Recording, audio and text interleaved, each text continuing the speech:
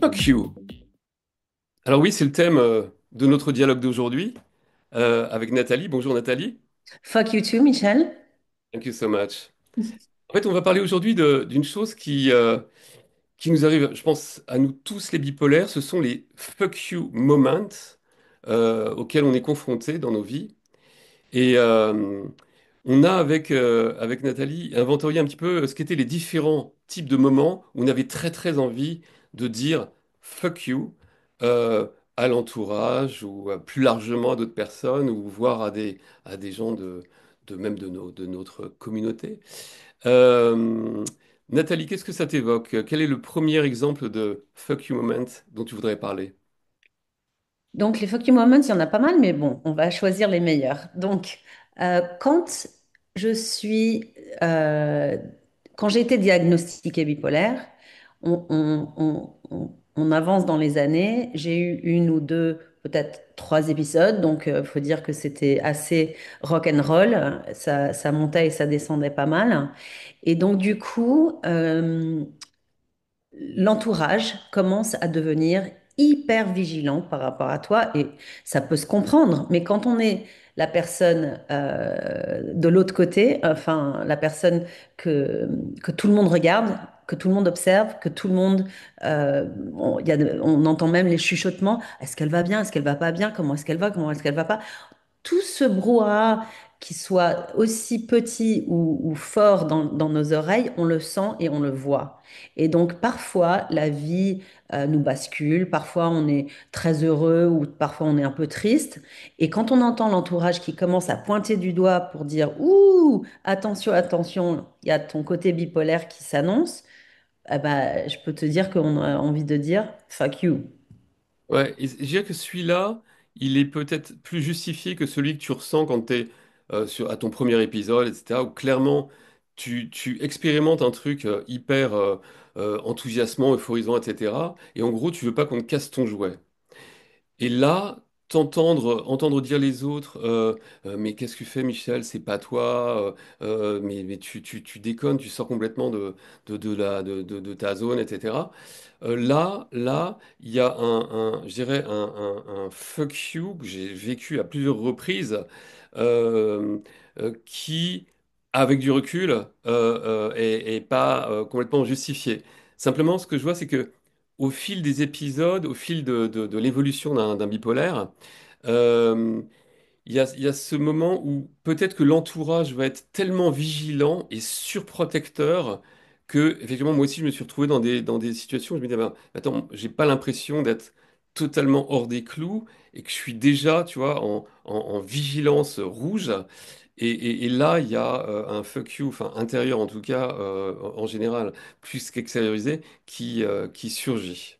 Absolument, absolument. Et juste pour mettre une dernière petite couche de fuck you sur ce que tu viens de dire, en plus, ce qui se passe, c'est que comme on est tous humains et comme notre entourage n'est pas parfait non plus, ce qui nous fait, ce qui peut enrager encore plus un bipolaire, c'est que le, l'entourage, l'audience est toujours tournée sur nous.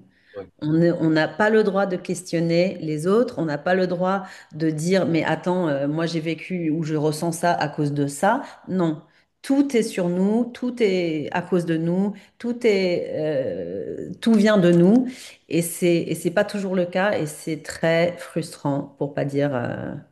Ouais. Hmm.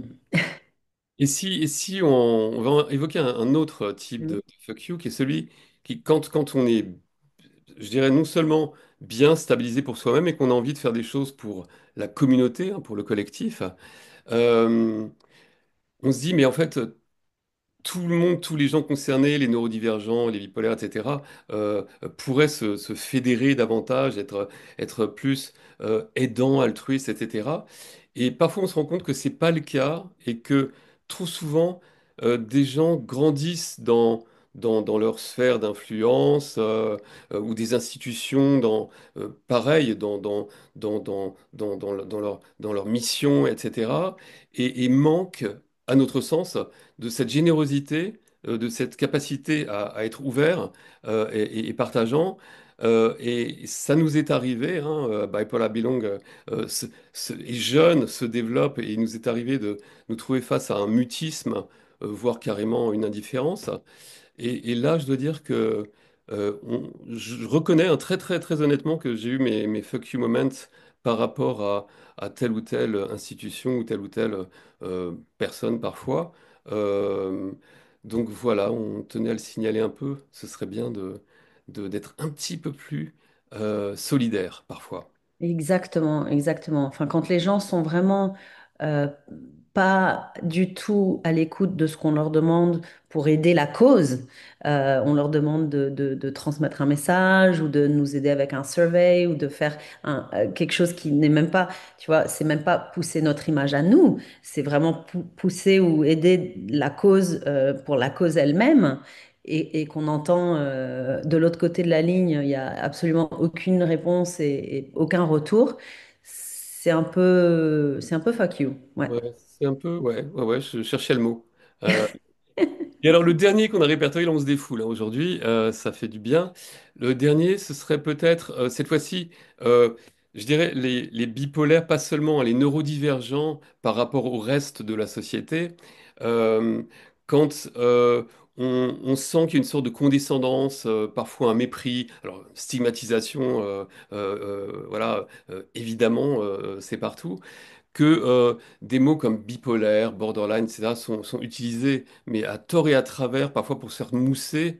Euh, on se dit c'est pas bon parce qu'on est en train de s'opposer ou de s'ignorer là où on devrait faire davantage un pas les uns vers les autres. Nous, on est des gros adeptes du gagnant-gagnant.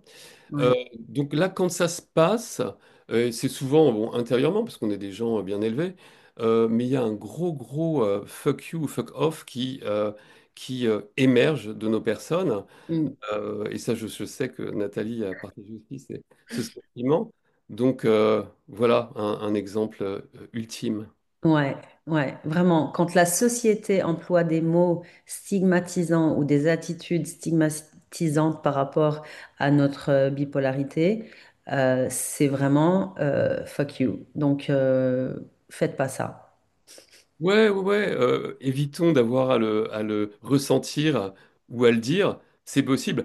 On est aussi, nous, à même de le recevoir, hein. Je veux dire, si on a ici la choqué des gens, n'hésitez pas à nous adresser votre fuck you à vous. Mais en tout cas, ça fait du bien. Hein, Ouais. ouais, ça fait du bien. Donc, merci. Et à une autre fois, j'espère, sur le thème Super. bipolaire. Au revoir. Salut Michel, ciao. Ciao.